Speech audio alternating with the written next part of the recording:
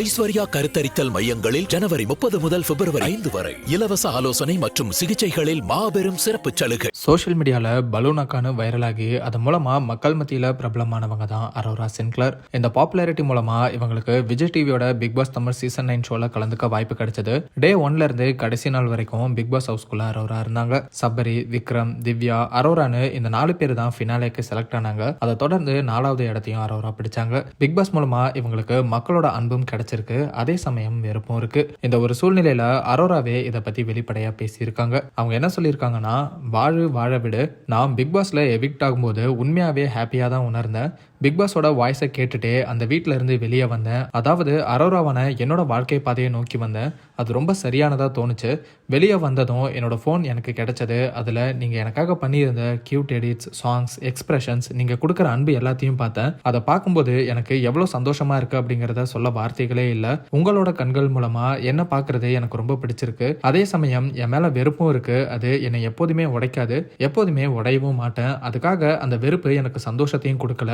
இருந்தாலும் நான் எனக்கு கொடுக்கப்படுற அன்பு மேல மட்டுமே கவனம் செலுத்த போறேன். நான் இந்த உலகம் என்ன நினைக்குதுன்னு யோசிக்காம எனக்கு பிடிச்சதை பண்ணிட்டு இருந்த ஒரு பொண்ணு. நான் ரொம்பவே பயந்து எடுத்த முடிவு தான் பிக் பாஸ். நான் ரொம்பவே யோசிச்சேன், இன்செக்யூர்டா ஃபீல் பண்ணேன். ஆனாலுமே பிக் பாஸ்க்கு போனேன். பிக் பாஸ் மூலமா எனக்குள்ளேயும் வலிமை இருக்கு அப்படிங்கிறது எனக்கு தெரிய வந்துச்சு. பல பிரச்சனைகள் ஏற்பட்டாலும் உண்மையான மனிதர்கள் எனக்கு கிடைச்சாங்க. அந்த இதயங்கள் மூலமா நான் உன்னை நினைச்சு பெருமைப்படுறேன்னு கேட்டது என்னை மொத்தமா மாத்திருச்சு. என்கிட்ட குறைகள் இருக்குன்னு எனக்கு தெரியும். இப்படி குறைகள் இருந்தாலுமே நான் ஒண்ணு மட்டும் கத்துக்கிட்டேன், மத்தவங்க கண்ணில் தெரிகிற லவ் ஒரு மேஜிக் மாதிரி இருக்கு. நான் அந்த லவ்வுக்கு தகுதியானவன்னு நம்புறேன். இந்த அன்பு நான் பெர்ஃபெக்டா இருக்கிறதுனால கிடைக்கல, நான் உண்மையா இருக்கேன் மற்றும் நான் பெர்ஃபெக்டா இருக்க ட்ரை பண்றேன், அதனால கிடைச்சிருக்கு. இந்த பிக் பாஸ் பயணத்துக்கு முன்னாடி என்னோட உலகம் ரொம்பவே சின்னது. என்னோட கல்யாணம் பத்தி எல்லாம் யோசிக்கும் போது என்னோட சைட்ல இருந்து கூப்பிட ரொம்பவே கம்மியான ஆட்கள் தான் இருக்காங்க அப்படின்னு யோசிச்சிருக்கேன். இன்னைக்கு எல்லாமே மாறிடுச்சு. என்னோட உலகம் இப்போ அன்பு மூலமா நிறைஞ்சிருக்கு. என்னால என்னோட கடந்த காலத்தை மாற்ற முடியாது, ஆனா அன்பாலையும் நன்றியாலையும் தைரியத்தாலையும் என்னால எதிர்காலத்தை கட்டமைக்க முடியும். என்ன ஆனாலும் சரி, எப்போதுமே நான் அவங்களை பெருமை அடைய வைப்பேன் அப்படின்னு அரோரா ரொம்ப எமோஷனலா அவங்களுக்கு ஒரு புது ஃபேமிலி கிடைச்சதை பத்தி பேசியிருக்காங்க. அரோரா அவங்க பேரண்ட்ஸை விட்டு பிரிஞ்சு தனியா தான் வாழ்ந்துட்டு வராங்க அப்படிங்கிறது பிக் பாஸ் பார்த்த பலருக்குமே தெரிஞ்சிருக்க வாய்ப்பு இருக்கு. பிக் பாஸ் மூலமா அவங்களுக்கு நிறைய நண்பர்கள் குடும்பமா கிடைச்சிருக்காங்க.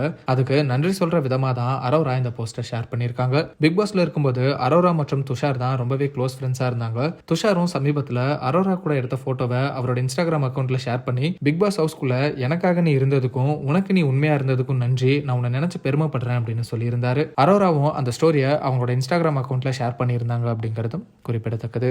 ஐஸ்வர்யா கருத்தரித்தல் மையங்களில் ஜனவரி 30 முதல் பிப்ரவரி 5 வரை இலவச ஆலோசனை மற்றும் சிகிச்சைகளில் மாபெரும் சிறப்பு சலுகை.